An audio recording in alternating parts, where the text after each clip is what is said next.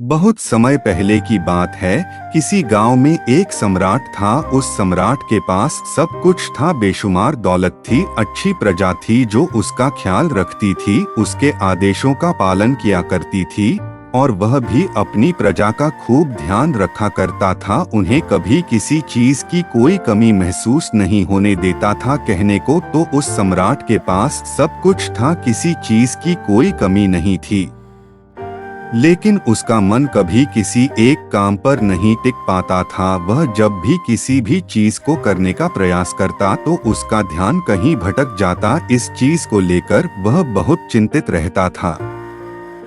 कई बार वह अपने बगल के राज्य के राजाओं से भी मिला था और सभी ने उसे अलग अलग राय दी थी। सभी ने उसे अलग अलग तरीके बताए थे। जो भी तरीके उस सम्राट ने सुने थे, उन तरीकों को अपने जीवन में उतारा, लेकिन उन उपायों से उसे कोई लाभ ना मिला, जिसके कारण वह हमेशा चिंतित रहता, परेशान रहता। कई बार तो रातों को उसे नींद भी नहीं आती और वह केवल करवटें बदलता रहता। एक दिन सम्राट के कानों तक एक बात पहुंची कि उसके राज्य में एक ऐसा असाधारण व्यक्ति है जिसके शब्द अनमोल है, जिसके एक एक शब्द में जीवन का रहस्य छुपा है, जीवन का सत्य छुपा है। और उस व्यक्ति से मिलने के लिए लोग दूर दूर से आते हैं, क्योंकि हर व्यक्ति की समस्या का समाधान वह बहुत ही सरलता और आसानी से करता है। यह बात सुनकर सम्राट बहुत प्रसन्न हुआ। उसे लगा कि अब उसके सवालों का जवाब उसे मिल जाएगा। इतनी तारीफ सुनकर सम्राट ने यह तय किया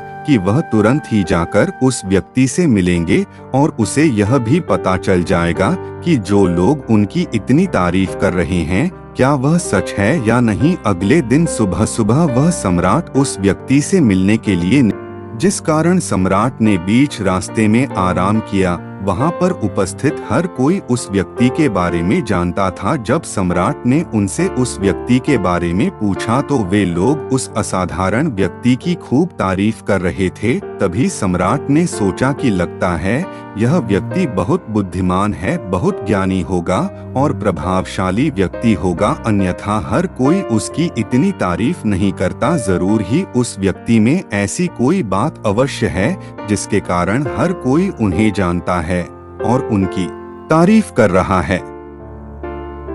उस व्यक्ति की तारीफ सुनकर सम्राट के मन में उस व्यक्ति से मिलने की उत्सुकता और अधिक हो गई। अब वह सम्राट जल्द से जल्द उस व्यक्ति से मिलना चाहता था, जिसके कारण वह आगे का सफर तय करना शुरू कर देता है। जैसे तैसे वह सम्राट उस व्यक्ति के आश्रम पहुंचा, पर आश्रम में उसे कोई नजर नहीं आया। आश्रम के पीछे एक छोटा सा बगीचा था। जब सम्राट वहां पहुंचा तो उसने देखा कि एक माली बगीचे में काम कर रहा था। उसका पूरा शरीर मिट्टी से लथपथ, पैरों में कोई चप्पल नहीं थी। इसको देखकर सम्राट ने माली से कहा, सुनिए महोदय, इस आश्रम के मालिक कहाँ हैं? मैं उनसे मिलने आया। इस पर वह माली जवाब देते हुए कहता है, श्रीमान आप अंदर बैठिए, मैं उन्हें बुलाता हूँ, वह जल्द ही आपसे मिलेंगे। माली की यह बात सुनकर सम्राट अंदर कुटिया में जाकर बैठ गया और उस असाधारण व्यक्ति के आने का इंतजार करने लगा। कुछ देर प्रतीक्षा करने के बाद जब असाधारण व्यक्ति उस सम्राट के सामने पहुंचा, उसने देखा कि यह तो वही व्यक्ति है जो बगीचे में काम कर रहा था। सम्राट ने उन्हें नमस्कार किया और बहुत हैरानी से कहा, अरे आप तो वही माली है जो बाहर बगीचे में काम कर रहे थे। लेकिन अब की बार तो माली एक बौद्ध भिक्षु के रूप में आया था। तभी बौद्ध भिक्षु सम्राट से कहते हैं, सम्राट मेरा मजाक माफ कीजिए, मैं बगीचे में छोटा सा काम कर रहा था, मैं ही यहाँ का माली हूँ और मैं ही वह असाधारण व्यक्ति हूँ जिससे आप यहाँ इतनी दूर मिलने आए। कृपया करके अपने आने का कारण बताएं। इस पर सम्राट उन बौद्ध भिक्षु से कहता है, हे महाराज, मैंने सुना है कि आप जैसा व्यक्ति इस पूरे राज्य में नहीं है। मैंने आपकी तारीफ सुनी है। मैंने आपके बारे में कई सारी अच्छी बातें सुनी है। मैंने यह भी सुना है कि आपके पास जो भी अपनी समस्या लेकर आता है उसकी समस्या का समाधान आप अवश्य करते हैं। इसी कारणवश मैं आज आपसे यहाँ पर मिलने आया हूँ और मैं आपसे उपदेश सुनना चाहता हूँ। लेकिन मेरे मन में एक शंका है। इस पर बौद्ध भिक्षु सम्राट से कहते हैं। कैसी शंका? इस पर सम्राट कहता है, मैंने बहुत से विद्वानों को देखा है, बहुत से ज्ञानियों को देखा है। वे जब भी चलते हैं तो उनके पास तरह तरह की ज्ञान की किताबें होती हैं। उनके पास ऐसा कोई ना कोई संकेत जरूर नजर आता है जिससे यह पता चल सकता है कि वे लोग ज्ञानी हैं। लेकिन आपके पास तो ना कोई ज्ञान की किताबें हैं और ना ही कोई ऐसी कला के संकेत आप में नजर आ रहे हैं। लेकिन उसके बावजूद आप बहुत शांत नजर आ रहे हैं। क्या आप मुझे इसका रहस्य बता सकते हैं? इस पर बौद्ध भिक्षु मुस्कुराने लगे और सम्राट से कहते हैं, मेरा ज्ञान तो इस संस्कार में प्रकृति के रूप में हर जगह है। मैं अपना ज्ञान जीवन की सरल और साधारण वस्तुओं से ही लेता हूँ। पर महाराज, आप यहाँ किस समस्या को लेकर परेशान हैं? कृपया आप मुझे आपके यहाँ आने का कारण समझाएं। इस पर सम्राट कहते हैं, गुरुवर, मेरे यहाँ आने का कारण यह है कि मैं किसी भी काम को लेकर लंबे समय तक उसी कार्य पर अपना ध्यान नहीं लगा पाता। मैं कुछ ही देर में उस कार्य से भटक जाता हूँ। कृपया कर मुझे अपने इस समस्या का समाधान बताएं। मैं इस बात से काफी चिंतित हूँ। बौद्ध भिक्षु ने सम्राट की चिंता को समझकर कहा, महाराज, आपकी समस्या मुझे समझ आ गई है। आप जिस कार्य पर ध्यान नहीं लगा पा रहे उसके लिए मैं आपको एक उपाय बता सकता हूँ। लेकिन आज आपको देर हो चुकी है। आप मुझे कल सुबह मिलिए। कल सुबह का समय ठीक रहेगा। कल सुबह जब आप मुझसे मिलेंगे तो मैं आपके सभी सवालों का जवाब आपको दे दूंगा। यह कहकर बौद्ध भिक्षु वापस अपने बगीचे में लौट गए और वह सम्राट भी वापस अपने महल लौट गया। लेकिन सम्राट को रात भर नींद नहीं आए। वह बस यही सोच में लगा था कि आखिर बौद्ध भिक्षु मुझे क्या बताने वाले हैं। वह तो मुझे एक साधारण से माली नजर आ रहे हैं, लेकिन जिस तरह से उनका मन शांत था, जिस तरह से वह शांत नजर आ रहे थे, यह बहुत आश्चर्य करने वाली बात है। रात भर सम्राट इन्हीं ख्यालों में खोया रहा। अगले दिन सुबह सूरज निकलने से ठीक पहले सम्राट उस आश्रम पर वापस पहुंचा। वहां पर बौद्ध भिक्षु पहले से ही उपस्थित थे। जैसे ही सम्राट वहां पहुंचा, उन बौद्ध भिक्षु ने एक पानी का छोटा सा जग उस सम्राट के हाथ में थमा हुए कहते हैं, इसे लीजिए और पौधों पर धीरे धीरे पानी डालिए। और ऐसा करते करते यह आपके सामने पूरे 15 पौधे हैं। इन सभी पर आपको इसी प्रकार पानी डालते चले जाना है। लेकिन जब आप इस क्रिया को कर रहे होंगे तो उस वक्त मेरी एक बात का अवश्य ध्यान रखिएगा कि आपको इस दौरान कुछ और नहीं करना है, ना कुछ सोचना है और ना ही कहीं आपका ध्यान भटकना चाहिए।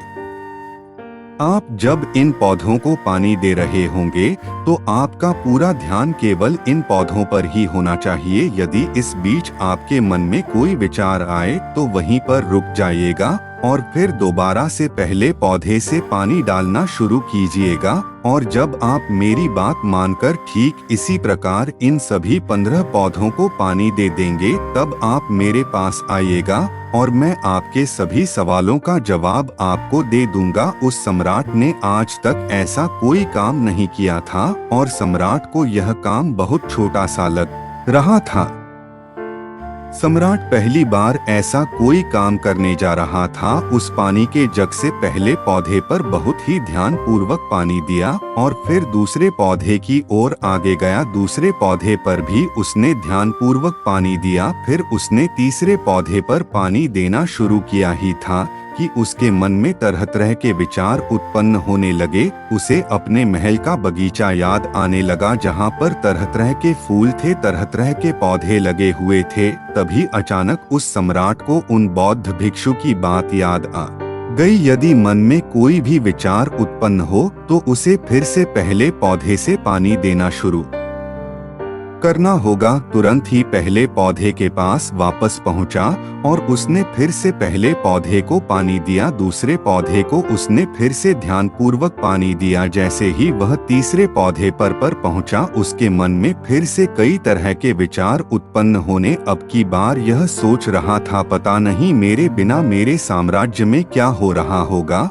और अब की बार सम्राट को बहुत क्रोध आने लगा। उसने सोचा कि आखिर में यह छोटा सा कार्य क्यों नहीं कर पा रहा हूँ।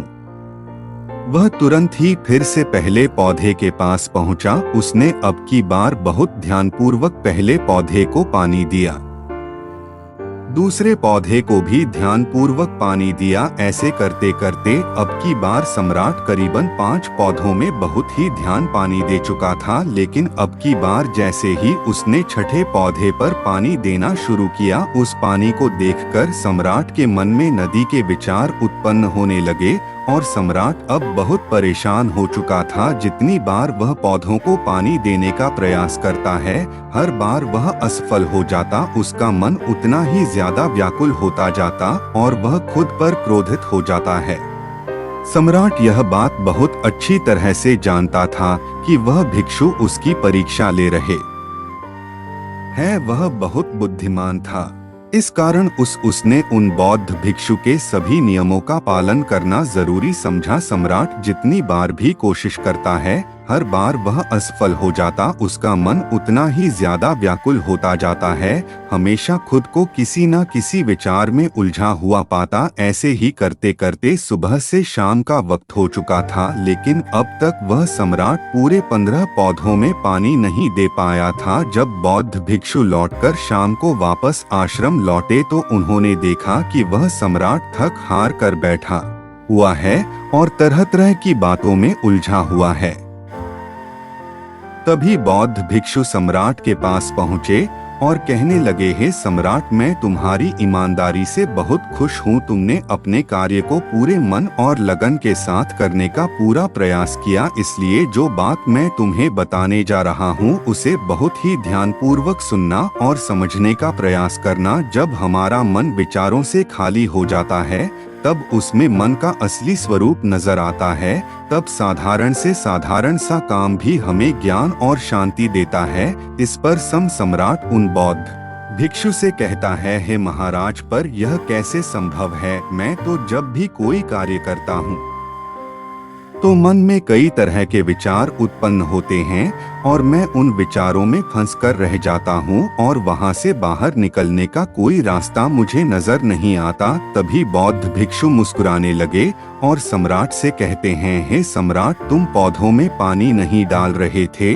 तुम तो जल्दी जल्दी अपने इस कार्य को बस खत्म करना चाहते थे। तुम्हारे मन में तो यह विचार उत्पन्न हो रहा था कि तुम जल्दी से जल्दी इन 15 पौधों में पानी दे दो और उसके बाद तुम मुझसे मिल सको, मुझसे अपने प्रश्नों का उत्तर जान सको। किसी कारणवश यह कार्य तुम्हें बोझ सा प्रतीत हो रहा था, मानो मैंने तुम्हारे कंधों पर एक बोझ रख दिया हो, और यही कारण है कि तुम अपने आप को इस पल में रोक नहीं पाए। जब हमारे सामने रखा हुआ कार्य बोझ लगता है तो हम उसे बस जैसे तैसे खत्म करना चाहते हैं और उस काम को करते समय हम अपना पूरा ध्यान उस कार्य पर नहीं दे पाते। किंतु अगर तुम इस पल के महत्व को समझ पाते, इसके महत्व को महत्व दे पाते और केवल पौधों और पानी पर ध्यान देते, तो तुम्हें कोई भी विचार परेशान नहीं कर पाते। इस पर सम्राट कहता है, हे महाराज, मुझे आपकी यह बात समझ में आ रही है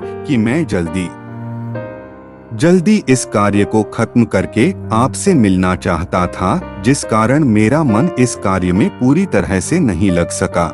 लेकिन यह एक पल है जो हम जी रहे हैं, उस पल में रहना बहुत कठिन है। क्या मुझे इसके लिए कोई तपस्या या तप करना होगा? इस पर बौद्ध भिक्षु एक बार फिर मुस्कुराने लगे और सम्राट से कहते हैं, जिस शांत मन की तलाश तुम कर रहे हो, वह शांत मन तो पहले से ही मौजूद है, वह तो पहले से ही तुम्हारे भीतर है।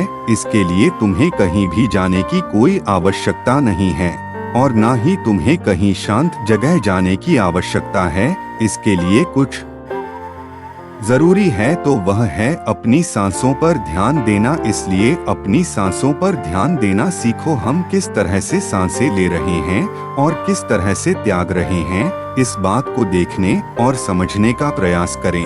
तब तुम्हें यह समझ में आ जाएगा कि तुम्हारा शांत मन तो तुम्हारी सांसों के साथ ही बना हुआ है। उसके बाद तुम चाहो तो कोई भी कार्य करते वक्त भी अपनी सांसों पर ध्यान दे सकते हो। जब तुम कहीं चल रहे हो, कोई ऐसा कार्य कर रहे हो, तो तुम्हें अपनी सांसों पर ध्यान देना चाहिए, या कोई भी ऐसी क्रिया जो तुम्हें वर्तमान से बांधे रखें। इसका एक और तरीका है, 2-4 मिनट अपने आसपास की प्रकृति पर गौर करो। देखो कि क्या चल रहा है तुम्हारे आसपास। इससे तुम वर्तमान में आ जाओगे। फिर तुम अब कार्य को जल्दी जल्दी बस यूं ही खत्म नहीं करके उसे पूरे मन से करने का प्रयास करो, जिससे तुम्हारा मन एकाग्र होगा। और जब तुम्हारा मन एकाग्र होगा तो तुम चाहे कोई भी कार्य क्यों ना करो, फिर चाहे वह छोटा हो या बड़ा, तुम्हारा मन उसमें पूरी तरह से विलीन हो जाएगा और वह कार्य ही तुम्हें शांति और ज्ञान भी प्रदान करेगा। ऐसे समय पर हमारे मन में किसी प्रकार के कोई विचार उत्पन्न नहीं हो पाते, और जब हम ऐसा करते हैं तो कर्ता और कर्म एक हो जाते हैं और हमारे भीतर की जो शांति है वह प्रकट होने लगती है। हम उसमें मग्न हो जाते हैं। इसे तुम चाहे तो आनंद कह सकते हो या फिर वर्तमान में जीना कह सकते हो, और यह अवस्था सरलता से प्राप्त भी कर सकते हो। बस तुम्हें केवल अभ्यास करना होगा। बौद्ध भिक्षु सम्राट से कहते हैं, जो मन मुश्किलों में शांत रहता है, मुश्किलों से भागता नहीं है, केवल सचेत रहता है, वह मन हर परेशानी को पार कर सकता है, हर दुविधा से बाहर निकल सकता है। सम्राट को उन बौद्ध भिक्षु की यह सारी बातें समझ में आ चुकी थी। उसने उन बौद्ध भिक्षु को प्रणाम किया और वहां से वापस वह अपने राजमहल लौट आया। उसने अपनी सांसों पर ध्यान देना शुरू किया और धीरे धीरे इस निरंतर अभ्यास के कारण वह अपने हर कार्य को ध्यान और मन लगाकर किया करता था, जिससे उसे असीम शांति मिलती थी और वह छोटे छोटे कार्यों से भी ज्ञान प्राप्त कर लेता था। इसलिए दोस्तों, कभी किसी कार्य को बोझ मानकर मत कीजिए, क्योंकि यदि आप उसे बोझ मानेंगे तो जल्दी उसे आप अपने ऊपर से उतारने का प्रयास करेंगे, अर्थात उसे जल्दी जल्दी खत्म करने का प्रयास करेंगे। लेकिन इस प्रयास के दौरान आप जो भी कार्य करेंगे वह पूरे मन और लगन से नहीं हो पाएगा, और ऐसे में आप उस कार्य को जो अंजाम देना चाहते हैं, हो सकता है कि आप उसे अंजाम भी ना दे सके, और इसी कारण वश आपके मन में तनाव भी पैदा हो जाता है। हम चिंतित रहने लगते हैं, परेशान रहने लगते हैं, क्योंकि जो अंजाम हम उस कार्य को देना चाहते थे, अंजाम हम उस कार्य को ना दे सके। और हम में से अधिकांश लोग यही गलतियां करते हैं। जब उन्हें कोई कार्य सौंपा जाता है तो वह उस कार्य को करने का प्रयास तो करते हैं, लेकिन वह चाहते हैं कि वह कार्य कितनी जल्दी खत्म हो जाए, और वह उस कार्य को करते वक्त अपने आप को वहां नहीं रख पाते, बल्कि उनका मन तो कहीं और ही भटकता रहता है, जिससे हमारा मन हम पर हावी होने लगता है, हमें तरह तरह के विचार दिखाता है और हम उन विचारों में डूबते चले जाते हैं। हम उन विचारों में फंसते चले जाते हैं और फिर वहां से हमें निकलने का कोई रास्ता नजर नहीं आता, जिससे हमारे मन में तनाव पैदा होने लगता है। हम बहुत परेशान रहने लगते हैं।